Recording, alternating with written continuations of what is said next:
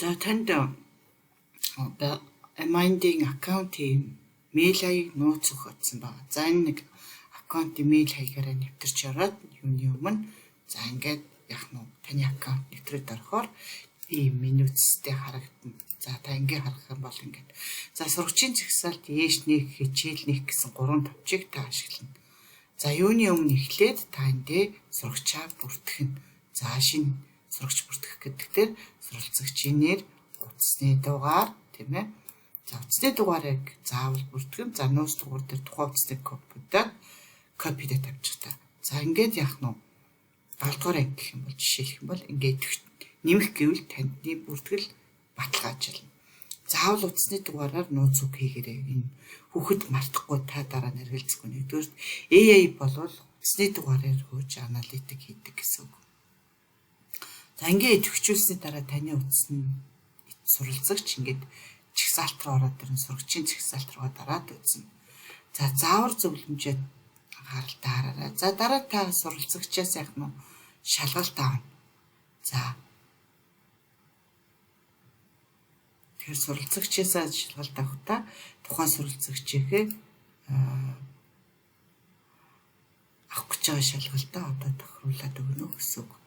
Төвчүүлэх гэвэл тухайн суралцагчид шалгалт нээгдэнэ. За гол юм нь та хамгийн эхлээд таны аккаунт хоосон байна. Тэгвэл та туршилт гээд одоо энэ шин сурагч дээр өөрийнхөө нэрийг бичгтээ туршилт гэж бичиж. Өөрийнхөө нэрийг бичиж оруулж болохгүй. Өөрийнхөө утасны дугаарыг бичиж оруулах юм бол энэ бол та суралцагчийн аккаунтыг үүсгэж ямар нэг анги сонгоод бүртгүүлчихвэл та ийшээ одоо туршилт гэж нэр чи ороод ирнэ шүү дээ одоо.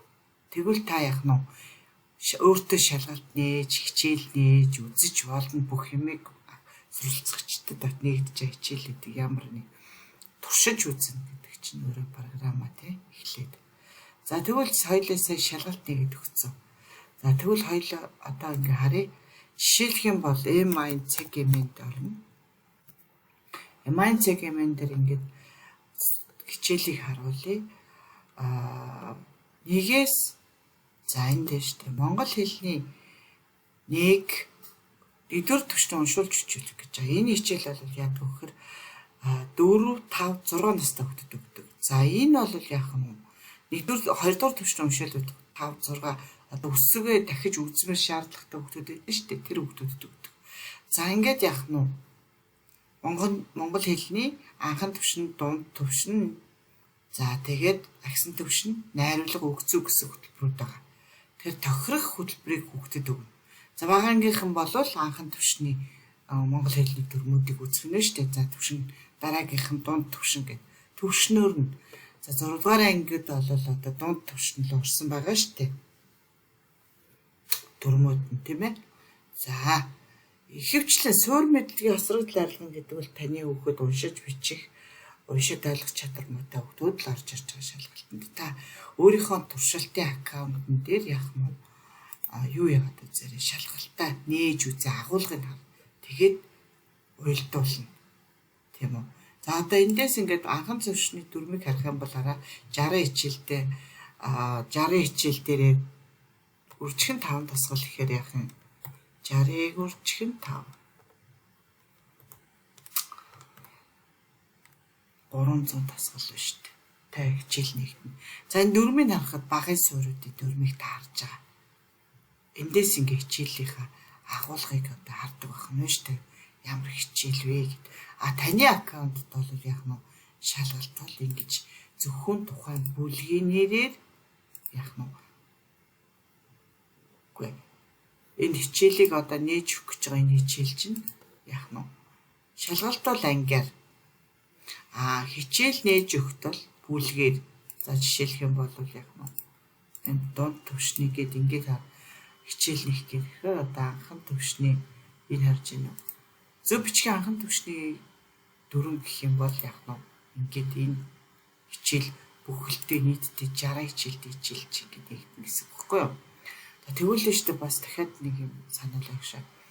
За та шалгалт авсан чинь ялангуяа монгол хэл бол ингээд өгсөж явчихдаг. Анхан дунд агсан дүрм найруулга бага ангид ч гэсэн дүрм найруулга өгч болно шүү дээ. Багын дүрм найруулгатай хамт өгч болно.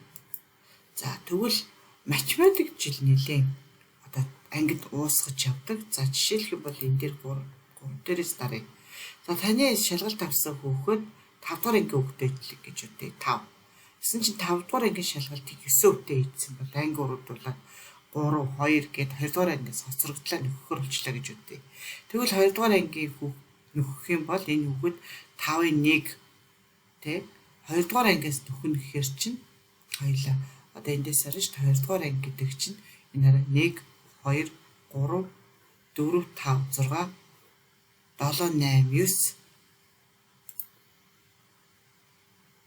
11 бүлэг 11 бүлэг одоо нөхчээж энэ хүүхэд 5 дугаар ангийн агуулгыг өгснээ гэсэн.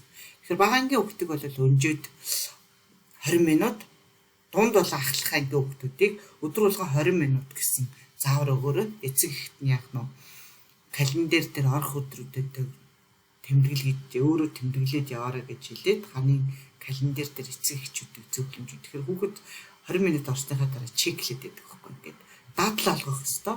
За энэ хөтөлбөр бол яах нь хүмүүс юу алгадаг? Хүмүүжил алгадаг, хичээл нь хазрагдлын хөтөв, програм нь яах нь сурч чадварыг хөгжүүлдэг юм байгаа. За ингээд харьцуулаад та хөтөлбөрүүдэд MySkill хөтөлбөрөөс харна суралцагч чинь бол энэ заавар зөвлөмжөө маш сайн даг. Хүүхэд сургацах бол заавар зөвлөмжтэй дагаад одоо яах нь үйлдэл хийгээ сургаарай.